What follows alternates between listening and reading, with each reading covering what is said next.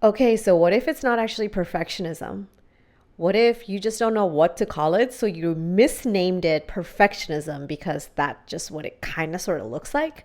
But what if there's something else going on? Listen, there is a huge spark of energy within myself to talk about perfectionism, people pleasing, and self doubting because I've personally been talking to so many of my clients and mentees the last several months, and when you start to see the same patterns coming up over and over again, it's time to make a podcast episode. So friends, welcome to the Playground Podcast. This is your space for self-mastery, spiritual development, self-exploration, all the fun stuff, remembering that the world is your playground so you don't have to take life so seriously. If you're not already subscribed, go ahead and subscribe. I am your host, Shanila Sattar. So in this episode, I wanted to break down for us a little bit more of these conversations around perfectionisms that we've been having. And one thing that I just mentioned is, what if you're not calling it what it is? What if what you're experiencing that seems like perfectionism, where you feel like you have really high standards for yourself, or other people have high standards for you, or you feel like you're really critical, or you're procrastinating, you're experiencing imposter syndrome, you're kind of afraid to be perceived. A lot of times perfectionism has that kind of energy. And maybe you are overwhelmed with fear, where you're just like, I don't really know what I am supposed to do, or what I'm supposed to do, if I'm doing it right, or if it's good enough. All of those things kind of fall under the overarching world of perfectionism.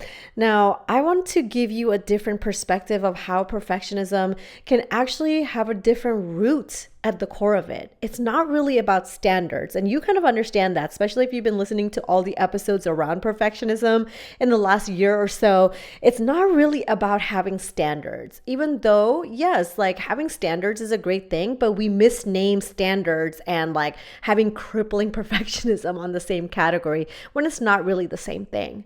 And what if you're talking about wanting to be prepared and knowing all the details and having all your things lined up for whatever it is, whether it's a project or a relationship or a friendship or whatever it is that you're doing, you want to know everything. What if that's not perfectionism either? That's not just you like preparing, being prepared and having, your tools set out in front of you. What if that's not perfectionism? Well, friends, let me point to you. A lot of perfectionism is actually a deep-rooted fear of abandonment.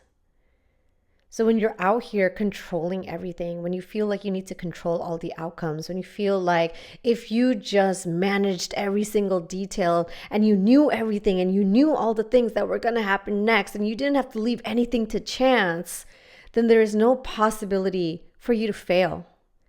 And you can't afford to fail, because what's going to happen when you fail? Rejection. Somebody's not going to like you. They're going to be mad at you. They're going to criticize you. They're going to tell you that you're not good enough. And there's this sense of inner child, this inner you that feels abandoned. Because if you grew up having to fend for yourself, if you had to work for your parents' love, if you had to work for affection, if you had to prove yourself, if you had to prove your value, you're always going to want to control the outcome. And once you control the outcome, it gives you this false sense of security.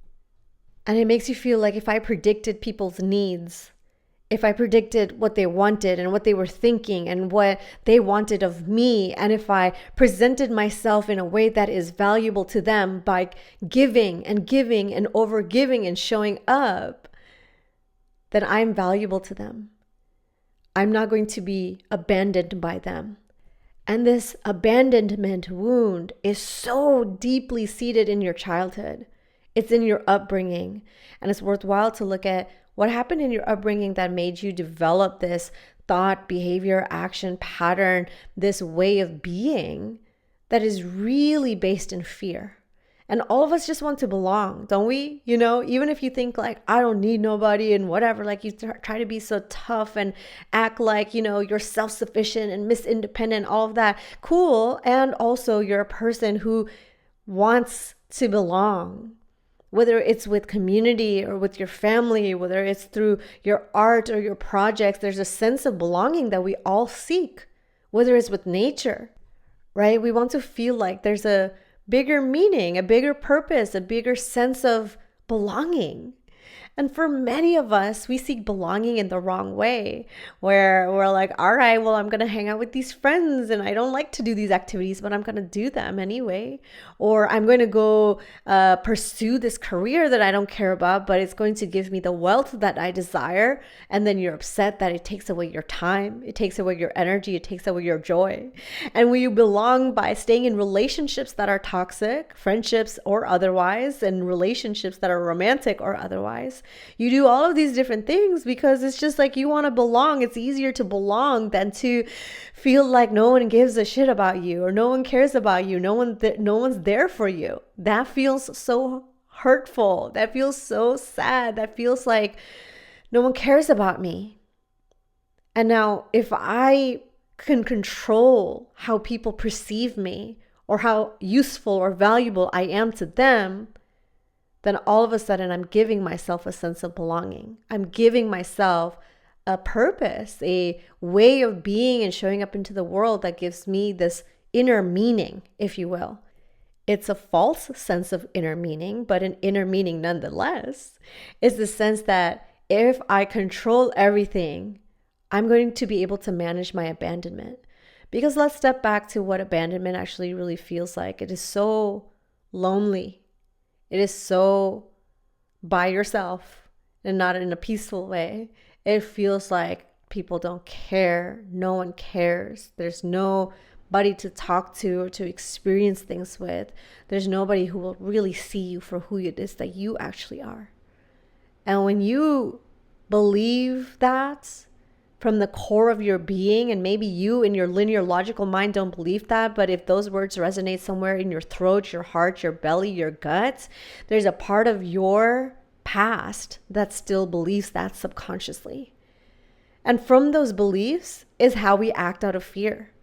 That's where our control issues come from. We're controlling the narrative. We're controlling the perception. We're controlling the way that people can perceive you. We're controlling everything.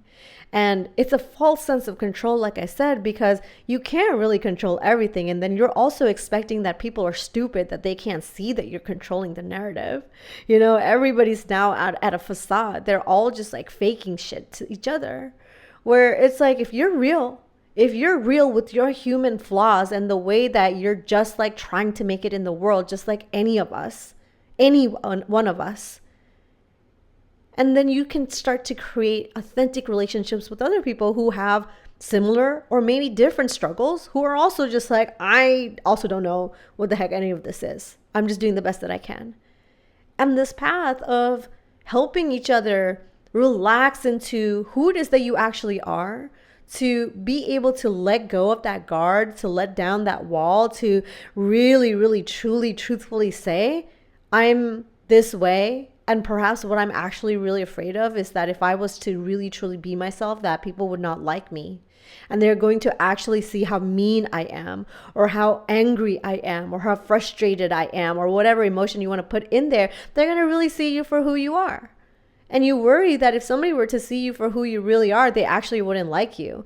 And you kind of see this example as like, you know, when you have a relationship, like for example, a romantic relationship, and you're just like so, you know, so much yourself with them. You feel like a kid. It's just like, it's so easy. It's so natural. You could be yourself. And then as soon as you're outside with friends or in a friend group, like your personality changes. Your characteristics change. You're not telling jokes in the same way. You're code switching, if you will. And code switching is pretty often found in people from different cultures or people who speak different languages who are wanting to assimilate to different groups or different communities. But it can also be true within different groups of people that you hang out with. So in one way, you're one way in your relationship, and another way, you're a different way at work, and a different way over here. It's not consistent. So part of that belongingness is for you to be seen and for you to be held as exactly as you are, without having to pretend, without having to like draw all of these like facades and these, you know, like these masks around you that people can smell through. You know, it's like if you have a bullshit meter, then other people have a bullshit meter too. And they can smell your bullshit just like you can smell other people's bullshit. It goes two ways. You're not the only person uniquely qualified to sniff out bullshit. There's other people too. So when you're trying to pretend like you're pulling one over them and they don't know, and they're trying to pretend like they're pulling one over you and you can't tell, now you're just playing a fool's game. It's foolish to do that. And so everybody who's trying to control the perception is just trying to say, I don't feel safe enough to be who I am. I don't feel safe enough to be who I am. I don't feel safe enough to be who I am. I don't feel safe. Can you just see me for who I am? And that's the calling. That's the craving. That's the shouting. That's the screaming that's coming from your heart, your chest, your stomach. That's the inner child within you that says, I don't want to pretend anymore. I want to pretend and play imagination stuff, but I don't want to pretend in this way. This is not the right type of imagination that I wanted to play with, right? And the inner child saying like, there is no like facade that's needed. Because if you look at children, they're not really pretending to be who they are. They're playing games that are pretend. They're playing with their imagination. They're creating games. Those are different types of imaginations. But now they're not just like, oh, okay, like I have to pretend this way and with this uncle and this auntie and this friend and this family. They just are. They just are, right? And they might be suspicious because they're like, oh, I don't know you, you know? So there is that like, okay, openness and safety to that, but they're inherently okay to be exactly who they are. They're not changing up their personality traits per se. So they learn to, right? Like they learn to at some point. I don't have the exact age or the exact moment that it happens. You know, there's schooling, there's environment, there's culture, there's all these different things that will come into play in their upbringing. But you at certain point learn that I am not safe to be who I am. Because maybe your parents from a young age put so much pressure on you so that you were never enough. You always had to like be the right way or do the right thing and like follow the instructions and have the regime and have the rituals. Or you may have grown up in an environment where, you know, your parents were doing the best that they could. And so you learned to be a certain way so that you weren't a burden to them. Or you had to provide for your family from a young age, or the way that you grew up, like maybe you were abandoned and nobody wanted to take care of you. They couldn't take care of you, or they had substance abuse issues, or they had other traumas that they were dealing with. They were not able to take care of you. So this abandonment wound runs deep in your bones, in your blood. It runs so deep. So even if you grew up to be whatever, however old you are, even if you grew up to be self-sufficient and you are independent and you develop your own emotional accountability and whatever, you still might be behaving from a place of abandonment. And all your control issues have to do with wanting to control the outcome. And you're not understanding how ridiculously inconsiderate it is to other people when you do that. You're trying to fake them out, number one. Number two, controlling means that you're taking other people's free will and their agency from them, because you're telling them what to do and how to be and what to think and how to do this. And everything that they do is wrong to you because you are the only one who can control that outcome. So these control issues, you got to look at it because it's not cute and you're not faking anything. It's very clear that it's not going to work out. So likely you have a trail of people that you're always disappointed in or you're disappointed with because they can't ever do anything right for you. So you're a harsh critic. Nobody can ever do anything right. You're always going to be able to find a fault. You're always going to want to pick it apart and why this wasn't right and how they didn't do this and da da da da. It's like, okay, cool. And then you're going to deflect it off and call it perfectionism. You're going to say, well, I just have standards. That's why I'm being harsh or I'm being critical because I like everything to be perfect. It's like, no, you're taking away other people's agency. This is not perfectionism. It's a control freak. When you're a control freak, you do not understand how other people can also have agency too. That other people also need the freedom to choose and to have their own free will activated. And when you're in such a control issue, you miss the point. You think that you're doing better for them because you're the one pointing out shit for them so that they have the opportunity to fix it. That sounds abusive to me. That sounds like somebody who's in an abusive interaction with people in their life. And I know you don't want to hear it that way because you clicked on an episode that said, oh, perfectionism. It's like, oh, I didn't understand that I'm abusive. I didn't understand that I'm dealing with abandonment issue. And that's why we're talking about this. Because the core of perfectionistic behavior is a person who's trying to control everything so much to the point they don't understand. They're repelling people and energy and opportunities and love and friendship from them. And it's a self-victimizing cycle, because now you're going to be like, oh, I don't know they could never do anything right, or they were this way, or they were that way. Nobody's good enough for you. Literally nobody's good enough for you, And you have a trail of people that you have burnt and you have thrown away, and you've burnt the bridges, and then this person, that person is like, everybody's wrong except you, right? Everybody has some fucking problem except for you. You don't have a problem because you are perfect and your standards are so high. And what about it, right? Like, what kind of loop is that? Is that a loop that you feel empowered in? Is that a loop that feels empowering to you? Do you think that loop empowers other people? Because empowerment is for you. And by the virtue of your empowerment, you empower other people too. It's a magnify, it's a amplifier. You empower yourself, and then it spreads from you. But what you're spreading is fear and rejection and judgment and criticism, then that is what's getting amplified, even if in your heart that's not what you want to, right? Because your intention to spread something and what you're actually spreading can be two different things. And that's why self-mastery is a whole thing, because it's like, well, I don't want to be bad. I don't want to be mean. I don't want to be critical. I don't want to, but I am. So let's resolve that. Let's bring into our awareness like why that is part of the narrative. Let's resolve how that narrative's not actually working for us.